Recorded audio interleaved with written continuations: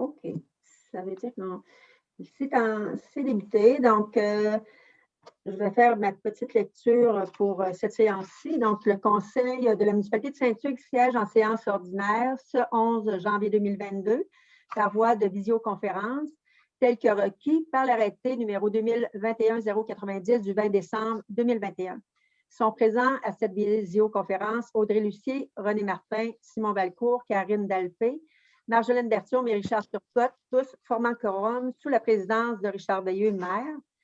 Assiste également à la séance par voie de visioconférence Carole Thibault, directrice générale et secrétaire trésorière. Donc, l'ouverture de la séance qui est à 20 heures. Exactement.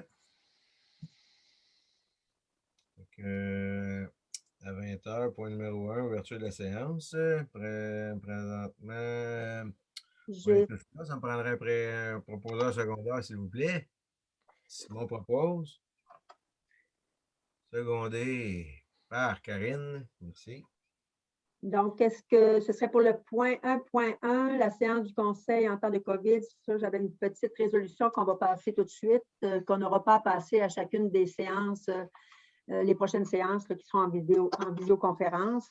Donc, considérant que le décret numéro 177-2020 du 13 mars 2020 a déclaré l'état d'urgence sanitaire sur tout le territoire québécois pour une période initiale de 10 jours, et ce, conformément à la loi sur la santé publique, considérant l'état d'urgence sanitaire a été prolongé par différents décrets et qu'il est toujours effectif à ce jour. Considérant que depuis le 20 décembre 2021, les membres du conseil municipal doivent, autant que possible, tenir les séances par tout moyen leur permettant de communiquer directement entre eux et de voter de vive voix selon les modalités prévues par l'arrêté ministériel du 4 juillet 2020. Considérant que, conformément à l'arrêté 2020-049 du 4 juillet 2020, toute municipalité a l'obligation de permettre la transmission de questions écrites aux membres du conseil à tout moment avant la tenue de la séance qui, en vertu de la loi, doit comprendre une période de questions. Considérant qu'il est dans l'intérêt public et pour protéger la santé de la population, des membres du conseil et des officiers municipaux, que la présente séance soit, telle qu'exigée, tenue sans la présence du public, les membres du conseil et les officiers municipaux étant autorisés par le décret et arrêté ministériel actuellement en vigueur à y être présents, à prendre part, délibérer et voter à cette séance par voie de visioconférence. Donc, proposé, ça me prend un proposeur, secondaire. Proposeur, s'il vous plaît. Donc, Simon. Et unanimement. Et Marjolaine? Oui.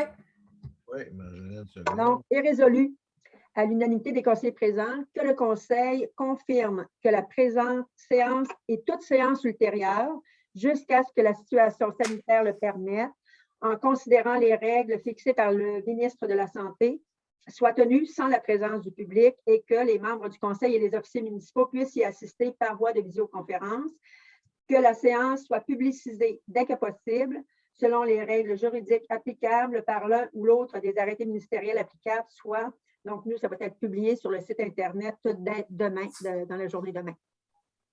Ouais. Parfait. Alors, on serait rendu au point 2, à l'adoption de l'ordre du jour. Un proposeur, s'il vous plaît. Karine. Secondé par... Je vais le prendre aussi. Non, merci. Parfait. Pardon, par Simon? Simon, seconde. Oui. Excuse, je vais me parler un peu plus fort. Excuse.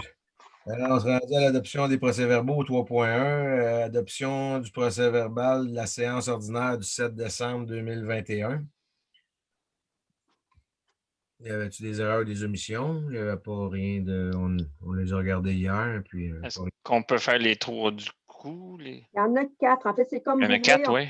C'est ça. Il y en a, bon, il y a la séance du 7 décembre. Puis après ça, on a les 3 autres séances qui étaient le même soir, le 13 décembre, qui était le budget, immobilisation et ajournement.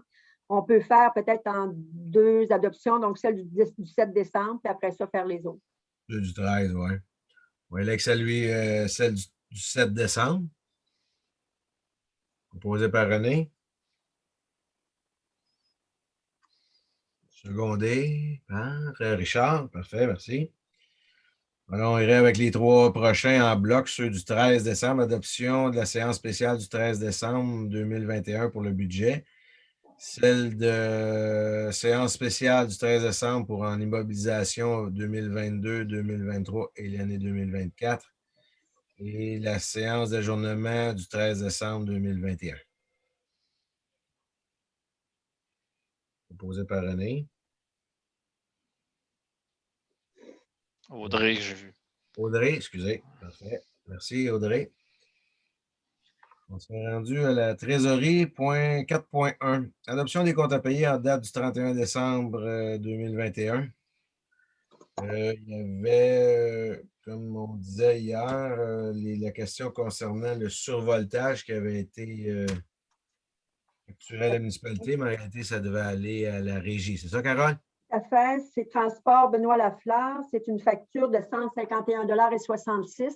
Donc, nous, excusez-moi, elle a été retirée, là, on l'a annulée finalement, nous, des comptes à payer. Donc, on va quand même, vu que vous aviez déjà reçu les documents, on va adopter les comptes à payer en mentionnant dans la résolution qu'on va retirer cette facture-là et qu'elle soit transmise, pour qu'elle soit transmise à la régie. Parfait.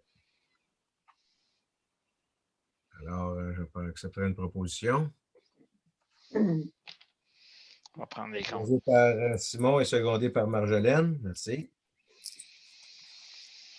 4.2, renouvellement assurance mutuelle de la municipalité du Québec pour l'année 2022. Hier, on m'avait demandé le tarif. Écoute, il y a quand même une différence. L'année passée, la facture était de 41 116 $ pour l'année 2021. Là, il est de 44 309,59 $. Avant taxe. Parfait. Pas de vraie proposition. Proposeur, secondaire. Oui. Karine propose. Secondé. Unanimement? Oui, parfait.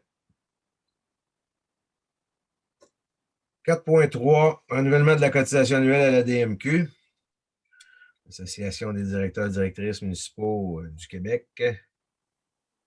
Donc, c'est un coût pour le renouvellement de 495 $ plus taxes. En plus des formations, puis un montant pour les assurances de 395. Est-ce que c'est pour 495 pour. C'est total, ça? Non, ça, c'est chaque membre. Les membres, le coût pour le renouvellement, c'est 495 pour chacun des membres. Donc, il y a moi et il y a Nathalie. Nathalie, OK. Plus, tu as une assurance là-dessus ou c'est compris dans le prix? Oui, puis le coût de l'assurance juridique, programme d'aide aux membres, c'est de 395 aussi par personne. Si jamais il y a des situations qu'on a besoin, c'est ça, c'est la DMQ qui vous protège. Qui nous protège. Parfait. Un proposeur, s'il vous plaît. Simon, tu proposes? Ah oui. Secondé par Marjolaine. Merci beaucoup. On s'est rendu au 4.4, renouvellement de l'adhésion 2022 à la FCM. Qui est la Fédération canadienne des municipalités.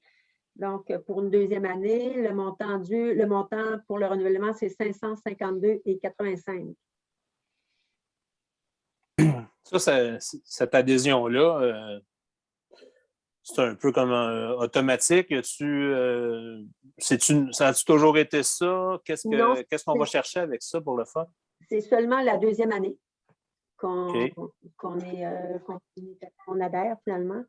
Puis, écoute, c'est des communications qu'on reçoit, des fois des informations sur les subventions qui sont offertes, qu'on peut avoir aussi. Puis, ça se dédouble-tu avec la FQM, ça? À certains niveaux? La fédération, c'est québécoise. FQM, la Fédération québécoise, Oui. là, c'est la Fédération canadienne. Donc, qui a d'autres subventions qu'on peut aller chercher aussi, qui peuvent nous appuyer, puis exactement je pourrais vous faire parvenir là, la liste des services qu'il y a dans le courriel de renouvellement. C'est combien, ça? 552. 552. Un peu suite à la visite, à l'invitation qu'on avait eue de Mme Brigitte Sans Souci qui nous avait invités à Ottawa. Puis oui. on a rencontré les gens là-bas. Puis c'est suite à ça qu'on a commencé, peut-être pas l'année, parce que dans le temps qu'on est allé, il était trop trop tard pour C'est adhérer. l'année suivante. À partir de l'année suivante qu'on a adhéré à ça, qu'on voyait qu'il y avait. Ça veut peut-être pas dire que le 552, whatever le membership que tu payes, des fois, il est peut-être que dans l'année, tu le payes peut-être pour rien, mais à un moment donné, tu le rattrapes. Non, c'est ça. C'était un peu comme dans l'optique de Simon. Est-ce qu'on avait un doublon de bénéfices avec ça ou pas? Donc, je posais la question. Merci. C'est très bon comme question. Alors, on prendrait un proposeur à ce moment-là. Karine et Audrey. Merci. 4.5, Saint-Hyacinthe Technopole, adhésion. Ça, c'est. Ça, c'est la première fois. Ça ne coûte rien. Non, pour devenir membre, non, c'est une adhésion sans frais. On a déjà toutes les communications quand même de Saint-Hyacinthe Technopole. C'est eux qui sont venus nous rencontrer justement l'autre fois pour nous parler des différents projets. Puis on n'était pas membre, donc là, ils nous ont envoyé toute leur documentation pour savoir si on peut devenir membre. De toute façon, avec tous les regroupements, avec la MRC et tout ça, c'est sûr qu'il n'y aura jamais de frais d'adhésion, je ne penserais pas. En tout cas, s'ils veulent pas. C'est les entreprises qui fournissent à ça aussi. Hein. Oui, c'est ça. Moi, je vois mal de nous demander des sous. On va peut-être proposer. Proposé par Simon, secondé par Richard. Merci. 4.6, autorisation du mandat ponctuel pour le service d'ingénierie à la MRC des Mascoutins. Ça, c'est depuis le début qu'on est là-dedans. Ça a commencé avec 3 municipalités. Je pense qu'on était la 3e, nous autres. Puis à chaque année, je pense qu'on est rendu, si ma mémoire ne me trompe pas, je pense qu'on est rendu à 12 ou 13 municipalités sur 17. Très bon. Moi, je trouve le service très bon. Puis les gens, je trouve qu'ils, comment je pourrais dire, vu qu'ils ont fait partie de la MRC, c'est encore plus proche, je trouve. Moi, en tout cas, je n'ai pas à me plaindre. Dans quel dossier on a fait appel à ce service-là? Tout, mettons, Saint-Germain, ces choses-là comme là, mettons, tu sais, quand on dit qu'on veut, dans quelques années, continuer la phase 2 pour les égouts pluviaux, c'est du travail à long terme, mais c'est ça, là, tu sais. Parfait. Puis cette résolution-là, comme on n'a pas l'obligation à la passer à chaque année, sauf que, comme je vous expliquais, c'est qu'on a déjà une entente avec la MRC, avec les tarifs établis d'avance et tout ça. Sauf que si on a des besoins particuliers en cours d'année, qu'on n'est pas obligé de faire une demande d'offre de service, de demander une offre de service à la MRC à chaque projet.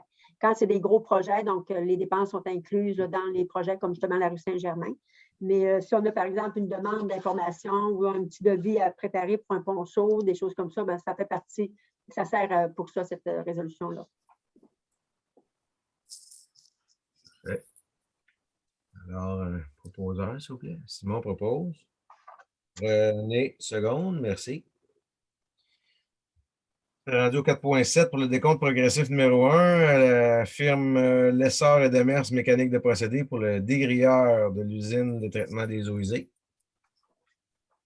Donc, c'est le panneau électronique qui est déjà installé.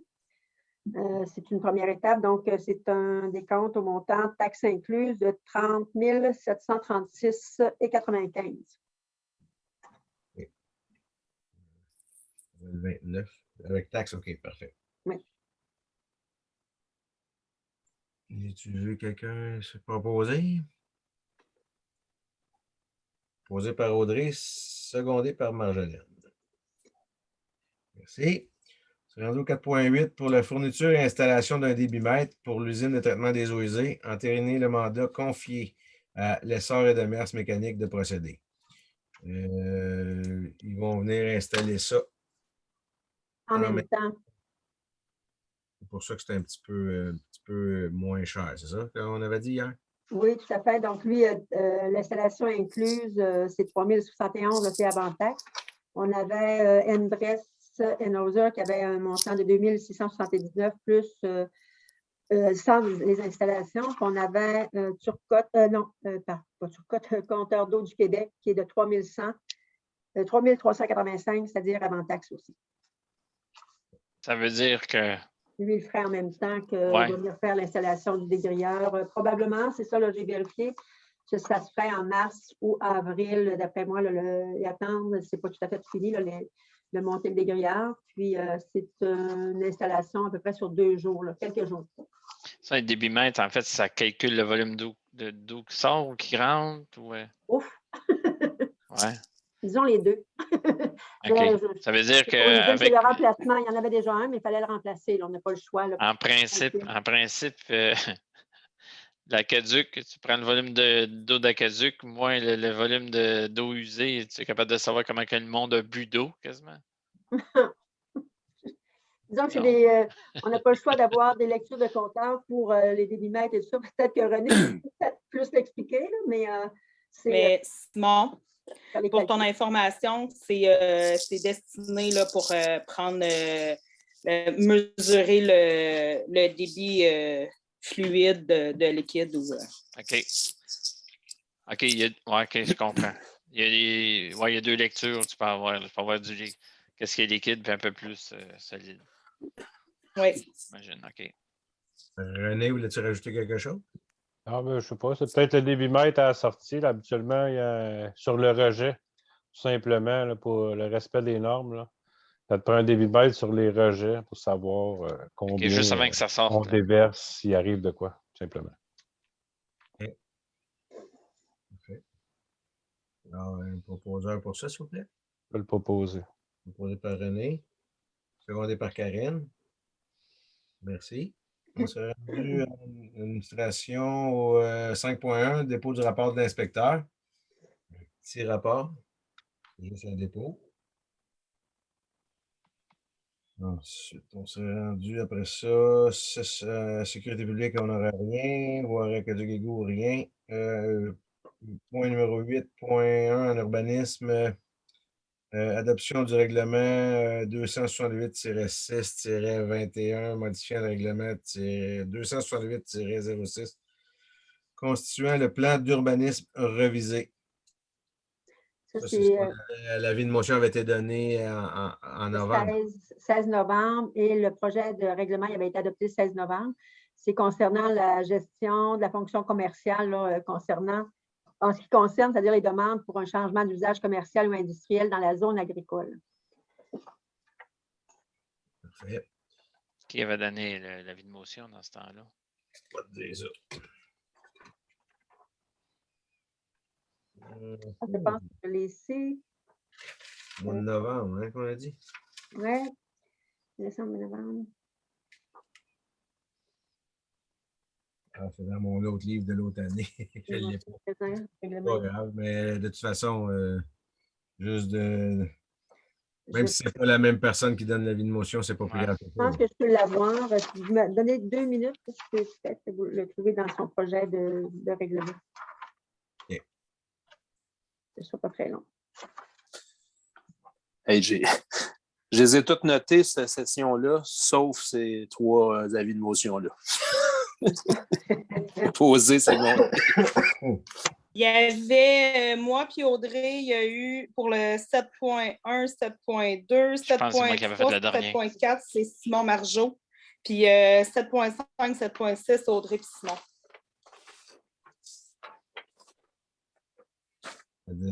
Merci. Le dernier, c'est Audrey. Dans le milieu, celui du milieu, c'était Simon.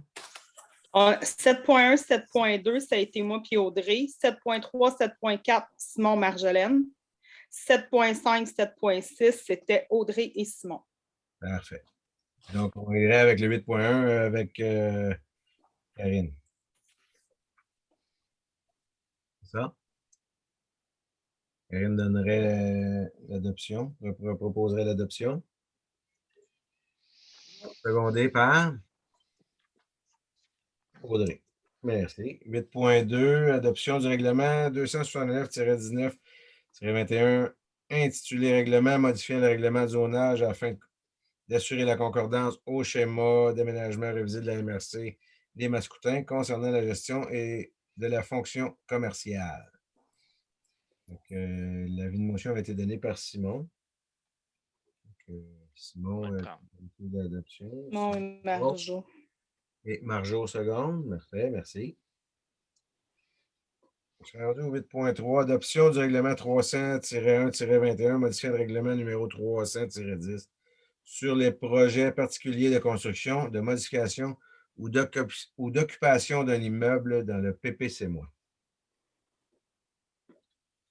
C'est Audrey qui va donner l'avis de motion. Audrey propose.